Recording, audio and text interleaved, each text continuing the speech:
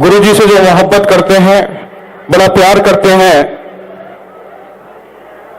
मोहम्मद याहिया सैफी साहब जो इस मुशायरे के कन्वीनर हैं, मैं उनको ये माइक सौंप रहा हूं। जोरदार तालियों से इस मुशायरे का आगाज कीजिएगा आप सभी लोग, जोरदार तालियां।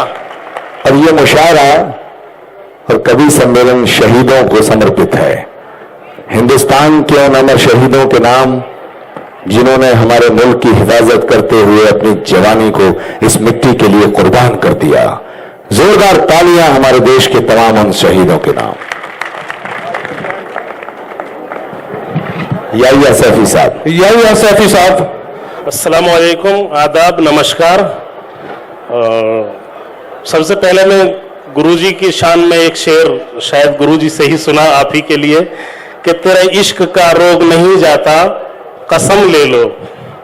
तुम्हारे इश्क का रोग नहीं जाता कसम ले लो। वाह जी जी, तुम्हारे इश्क का रोग नहीं जाता कसम ले लो, हजारों तावीज देखे हैं गले में डालकर हमने। आचार्य गुरुजी से मोहब्बत मेरी कोई नहीं है, हिंदुस्तान का तकरीबन हर मुसलमान आचार्य जी को अपनी धरोहर समझता है और ये एक सेकुलर हिंदुस्तान के लिए जरूरी भी है। खासतौर से मैं एक जमात सैफिया जो सैफी कम्युनिटी है उसका ऑल इंडिया महासचिव भी हूँ, तो हम ये यकीन दिलाते हैं कि आचार्य जी को जहाँ जहाँ हमारी जरूरत होगी तन मन धन से हम आचार्य जी के साथ में हैं। 7 तारीख को भी हमें खबर लगी कि रोक लगा दी गई कुछ गलत किस्म के लोगों की वजह से, हमें वाकई बहुत दुख हुआ इस बात का, और हम उम्मीद करते हैं कि इंशाअल्लाह रोक प्रशासन जरूर हटाएगा और ये आवाज प्रशासन तक जाएगी, क्योंकि ये आचार्य जी की अपनी आवाज नहीं है। हर हिंदुस्तानी सेकुलर शहरी चाहता है कि ये कल्की धाम बने, और ये बता देना चाहते हैं कि कल्की धाम ये सिर्फ हिंदुओं की धरोहर नहीं है, न एक मंदिर है, ये एक सोच है, एक विचार है हर हिंदुस्तानी शहरी का, वो चाहे हिंदू हो, मुसलमान हो, सिख हो, ईसाई हो, हर धर्म का लोग। अगर मैंने हिंदुस्तान में कहीं देखा है वो आचार्य जी का एक दामन है जहां सभी को इज्जत दी जाती है और आगे भी इंशाअल्लाह इज्जत दी जाती रहेगी। आचार्य जी की शान में और आचार्य जी के लिए हमारी तरफ से जहां आचार्य जी कहेंगे तन मन धन हर वक्त 24 घंटे हम आचार्य जी के लिए हाजिर हैं। आज की जो महफिल सजी, हमारे जो मॉडर्न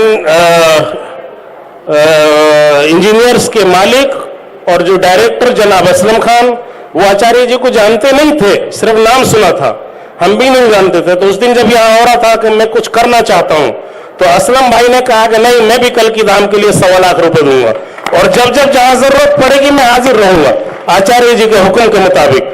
याहिया सैफी साहब के लिए पूरे पंडाल में जोरदार तालियों से उनका स्वागत करना चाहिए। ये स्वागत याहिया सैफी का नहीं है, ये स्वागत है एक ख्याल का, ये स्वागत है एक आइडियोलॉजी का, ये स्वागत है गंगा जमनी तहजीब का। जोरदार तालियों से खैर मकदम। मैं तो कहना चाहूंगा कि आचार्य जी की शान में बस एक नारा हो जाए, आचार्य प्रमोद कृष्णम जी जिंदाबाद। बस आपको आचार्य प्रमोद कृष्णम जी जिंदाबाद। हमारे असलम भाई भी 2 लफ्ज आपकी शान में कहना चाहेंगे। मैं तो मेवात की धरती से ताल्लुक रखता हूं गुरुजी। मीडिया ने एक ऐसी तस्वीर बनाई, बहुत खतरनाक धरती है, लेकिन वल्लाह मैं कहता हूं कि इतनी मोहब्बत आपसे करते हैं मेवात के लोग, इतनी मोहब्बत करते हैं। कितने लोग मेरे पास में आते हैं कि आचार्य जी के कदम एक बार मेवात की धरती पर जहां जरूर पड़े, वो धरती जहां कभी कुछ दिनों पहले होली दिवाली साथ मनाई जाती थी, और जहां श्री कृष्ण के वंशज आज भी है।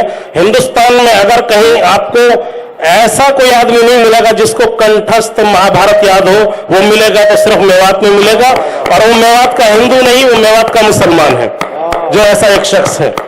मैं सभी लोगों से गुजारिश करना चाहता हूं कि ये कोई ऐसा धार्मिक स्थल नहीं है कि जहां धर्म की बात हो, ये एक सूफिज्म का एक स्थान है, सूफिज्म की जगह है जहां पर, और हिंदुस्तान ऋषि मुनियों की जगह रही है। आचार्य जी ने जो अलग जगाई, ये हमारे हिंदुस्तान के लिए बहुत बहुत जरूरी है, क्योंकि नफरत फैलाने वाली ताकत है ना हिंदुओं में कम न मुसलमानों में कम, लेकिन ये एक ऐसा एक जगह है, ऐसा एक दर है, तो वो आचार्य जी का है जहां से हमेशा मोहब्बत का पैगाम दिया जाता है और आगे भी दिया जाता रहेगा।